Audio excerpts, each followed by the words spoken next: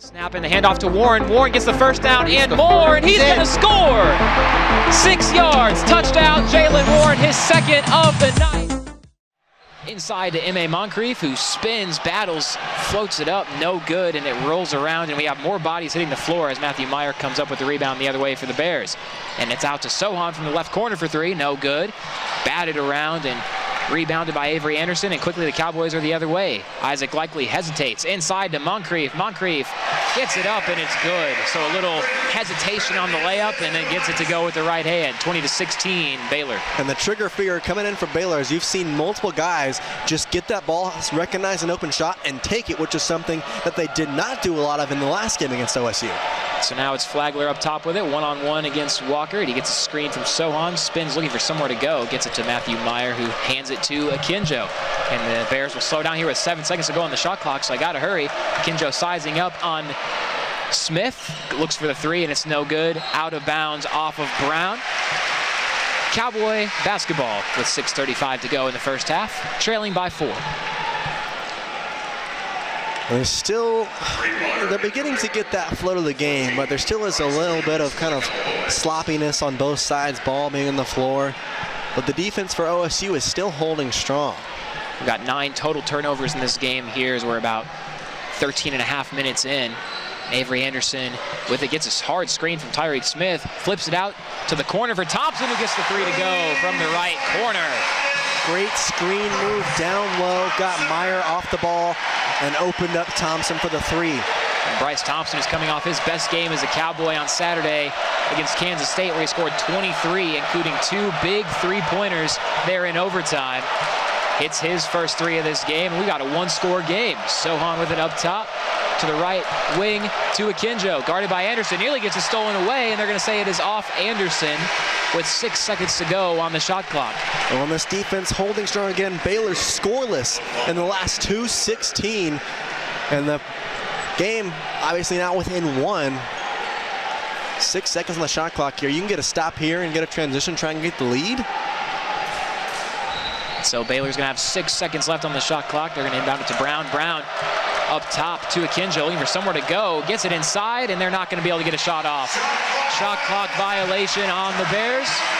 That will be the 5th turnover on the Bears in this game, which sets them even with the Cowboys. And now Oklahoma State with a chance to take a lead here with 5:43 and counting in the first half. Avery Anderson slowly dribbling it up. Gets a screen from the right side from Tyreek Smith. Hands it to Thompson inside. Thompson driving, pump fake. Puts it up with the right hand, and it's good. The Cowboys have their first lead of this game, 21-20. Bryce Thompson with 8 points now, and the crowd now getting on their feet. The Cowboys on a 7-0 run in the last minute and 36 seconds. Akinjo to the left wing to Brown. Brown inside to Thamba. Backing down on Smith. Spins, pump fakes, puts it up. No good. Rebound by Williams.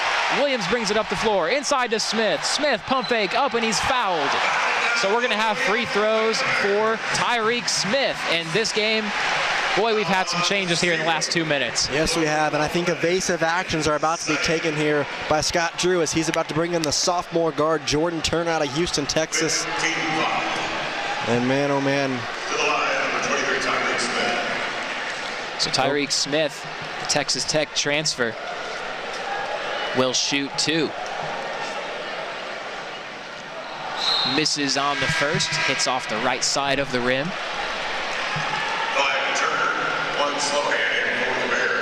This Cowboy team that is full of transfers, Smith being one of them, some others, Musa Cisse as well, and then Woody Newton. All 3 have seen action here in the first half as Smith swishes the second free throw, making it 22-20 in favor of the home Cowboys. 4:58 to go in the first half. Akinjo bringing it slowly up the floor for the Bears.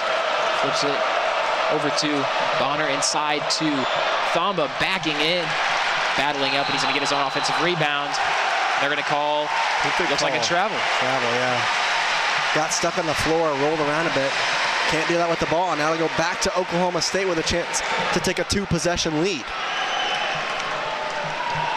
This game has changed very quickly Baylor now has gone scoreless for nearly 4 minutes. With OSU on the 8-0 run for the past 2 minutes and 23 of that. I would imagine that Scott Drew will not be happy here once we have a media timeout, or maybe even before that, if he calls a timeout of his own. Going So with full court press for the Bears, as you mentioned. Looks like Avery Anderson will break that press. Moves quickly, crosses over, step back is good. Avery Anderson and the Cowboys are hot right now. Welcome to Rounding the Bases. I'm your host, Ryan Breeden, and on this show, we take the 360-foot walk around O'Brate Stadium with various guests of the Oklahoma State Cowboy baseball team. Today, I'm joined by Appalachian Summer League MVP and current Cowboy infielder Marcus Brown. Marcus, how you doing today, man? I'm doing good. How are you? I'm doing pretty good. So it's pretty cold out this morning, but you know what? We're going to have some fun. We're using Luke's lightsaber as our microphone for some comedic relief. Let's get our walk started. Now, Marcus, walk me through your pregame routine. Any rituals, superstitions, anything like that? I wouldn't say I have any superstitions, but I mean, I think my normal pregame routine involves me getting to the field about 4 hours pregame, getting some hitting drills in, getting a good meal in, and just getting mentally prepared for the game. Okay, and so I heard that you guys have started a Bang energy drink wall. So I want you to tell me who started that, if you know. My guess is Bryce Osmond. He's just kind of filling up the top of our lockers with Bangs. So is he the one who contributes to this wall the most as well? I would think so. I think some other guys are starting to pitch in now, but mainly him. Okay, so we're rounding first base now, and Marcus, I read that you're a fan of AC/DC. So I want you to tell me, if you were to have the biggest at-bat of your life coming up, and you got the chance to listen to one song all the way through to get you hyped up for that at-bat, what would that song be? It's going to be Hell's Bells by AC/DC. It's a great choice. Now, Marcus, if we look just over to our right, over here at the visiting bullpen, this is where you hit your first career home run just a couple weeks ago. Walk me through what that moment was like for you. It was pretty surreal. I was in a 2-2 count, so I was able to react to a hanging slider, but it was a really cool moment. I was able to have my parents here, so something I'll never forget. Okay, and so in theory, in virtual reality, you could face any given pitcher you wanted to. Now, if we were to turn that over into real life, if you could pick one major league pitcher to take a full at-bat against, what pitcher are you choosing? I'll probably go on Aroldis Chapman. I just think that it would be a pretty insane challenge. I think that you'd be facing some pretty elite velocity, but to go along with a good slider, I think that would be a really good left-on-left matchup. Okay, now tell me, Marcus, are you a big video game guy? I don't mind it. I used to play Fortnite back in the day, but I do enjoy watching some of my friends play, for sure. Who's the best gamer on the team? Ooh, that's tough. I know Nolan McClain and Carson Benj are really good. They're good at just about everything. I mean, some of those guys are really good at Warzone. But Okay. Now we're getting pretty close to third base here, Marcus. I read that your favorite player in the major leagues is Fernando Tatis Jr. You want to give me your best Tatis third base home run celebration impression right now? There's a little stutter step where he goes. Okay. You should implement that in when you hit some bombs. No, that's not really who I am. I don't really view myself as a flashy player. This is Rounding the Bases. That's Marcus Brown. Thank you for listening. I'm Ryan Breeden. See you guys next time. Welcome back into O'Brate Stadium. We're here for the bottom of the fifth inning. Caden Trinkle standing in first for the Cowboys, who face a 3-1 deficit against the visiting Gonzaga Bulldogs. Gabriel Hughes has been on cruise control most of this game. The potential first-round draft pick on the mound for the Zags. The first pitch to Trinkle fouled out a play down the left field line and over the stadium. And Trinkle been on fire the last 3 games. As the 0-1 to Trinkle misses inside for ball 1 to even the count. Trinkle hit 3 home runs over the course of his last 3 games, 2 of them coming in their most recent game, a win against Arizona State on Wednesday. The 1-1 to Trinkle misses high. Trinkle leading the team this season so far with 10 RBI, 7 of which coming in that last game, having 2 3-run home runs in that one game alone. And here he is now in a 2-1 count from Hughes. The 2-1 misses. Goes the fastball that misses out up and outside. 3-1 the count to Trinkle, the center fielder. He can swing it pretty well with the bat, and he has got quite the glove out there in center when he's in the field. The 3-1 to Trinkle, big swing and a miss on a high fastball. Count now full. We've seen Caden Trinkle all around the Cowboys lineup this season. He's been at the bottom, at the top, and he's batting number 5 today. Trinkle, swing and a miss, got him. Revved up with a fastball for Gabriel Hughes, and got a swing and a miss from Caden Trinkle for a quick first out. And now after the strikeout from Trinkle, it'll be David Mindham playing first base for the Cowboys. He's 0 for 1 today. Mindham filling in for the injured Griffin Dorshang, who hurt his foot, his left foot, last weekend. First pitch to Mindham, skied out of play off to the left side. It's near the area where the coaches parked their cars before the game. We'll hope Josh's car is all right, no baseball damage. The 0-1 from Hughes to Mindham. Goes off speed, misses inside. 1-1 the count. Gabriel Hughes, 7 strikeouts in this game already. The 1-1 to Mindham. Another off speed that misses inside. Mindham backs away from that one. Now in a hitter's friendly 2-1 count. With Marcus Brown on deck. The 2-1 to Mindham. Fastball taken for a called strike 2. Caught the outside. So Mindham will step out, readjust the old batting gloves before facing potential first-round pick and Zags ace Gabriel Hughes, who is rolling in this game. The 2-2 goes off speed, misses. So the count is now full once again.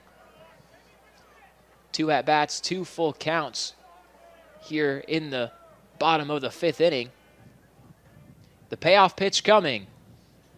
Swung on and fouled off, bouncing off the club level windows and back down into the first concourse. So the count will remain 3-2. Hughes now at 75 pitches on the day, working fairly efficiently. The payoff pitch from Hughes. Hit on the ground to short. Caballes ranges to his left, throw to first in time, out number 2.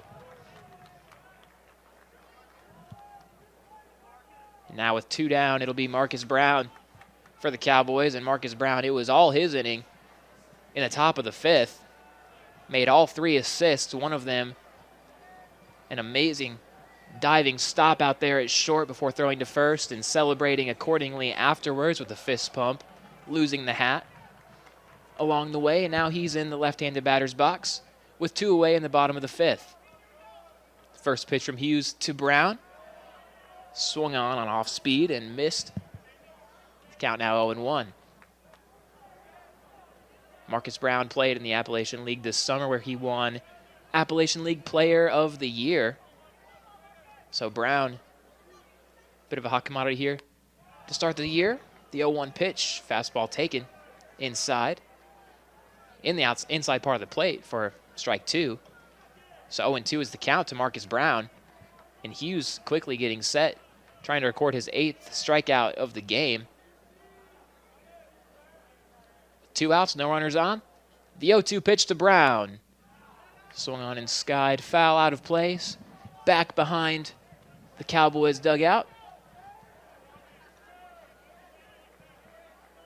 And Marcus Brown, in his first game at O'Brate Stadium this year last weekend with a 5-hit game, facing 0-2 in this one, and he swings and misses, strike 3. Gabriel Hughes picks up his 8th strikeout of the game. The Zags ace is rolling right now, quickly moving through this Cowboy lineup, and we are through 5. The Cowboys with just 1 hit, that 1 hit being a home run, accounting for their only run from Nolan McLean.